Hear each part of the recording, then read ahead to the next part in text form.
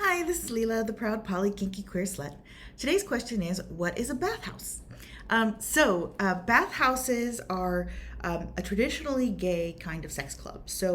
You generally find that the history of these is that they tend to be exclusively male, and they are places that have showers, saunas, jacuzzi tubs, some kind of hangout space. They're generally nude spaces or towel-only spaces. And they are places where traditionally, and in a lot of towns it's still this way, actually, not just even a lot of towns, most of them in Portland, Oregon are still this way. They're places where men get together, mostly gay men, to hang out, have sex, enjoy each other's bodies, and just be around each other. I have mixed feelings about bathhouses. There is a really good one here in Portland, Hawks PDX, which does allow people who are not men in on some nights of the week, and is also very trans inclusive. So I do go there sometimes. I've been several times, and I do find the notion of gender exclusive spaces still to be somewhat troubling. That's my personal preference, my personal inclination, but I do appreciate that they're trying. One thing I've found that is different between a bathhouse and a sex club is the sex clubs, are coming from different backgrounds. A lot of the sex clubs are coming from more of a heteronormative history where it's, swingers culture, or, the default is man-woman hookups. Bathhouses are really coming from a gay culture where the default is gay culture. And that's beautiful in some ways. There are some ways where I found it kind of intimidating for me as a woman coming into that space.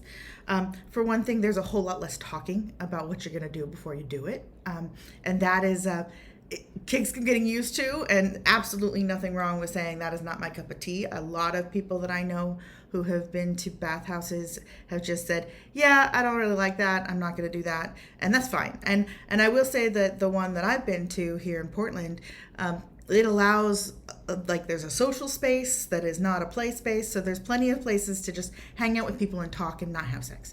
And then communication becomes more important in the bathhouses because there is a lack of emphasis in communication. But people are likely to just jump into sex with each other. So that's a pretty fun aspect of a bathhouse, is that people are more readily just going to jump into playing with each other, with having sex, and there's absolutely no sex shaming or slut shaming in any way. It's very much an encouraged thing in the culture for people to just say, would you like to have sex? And the other person to just say yes.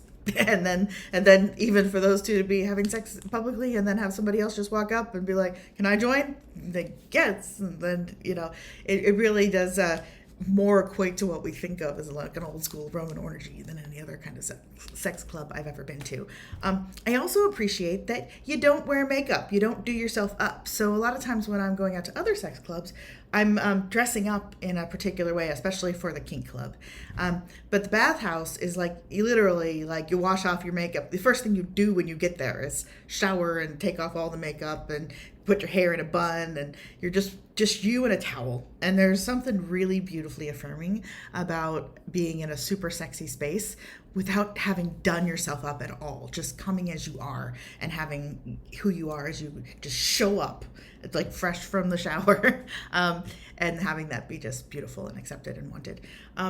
Also, really nice to be in places that are so very trans inclusive. And yeah, I think that because they're rooted in the gay culture, bathhouses tend to be super trans inclusive, and places where people can really find a sense of space for just being sexually accepted and sexually open. So yeah, that is what a gay bathhouse is. Thanks very much for asking. This is Leela, the proud poly kinky queer slut. Have a great day.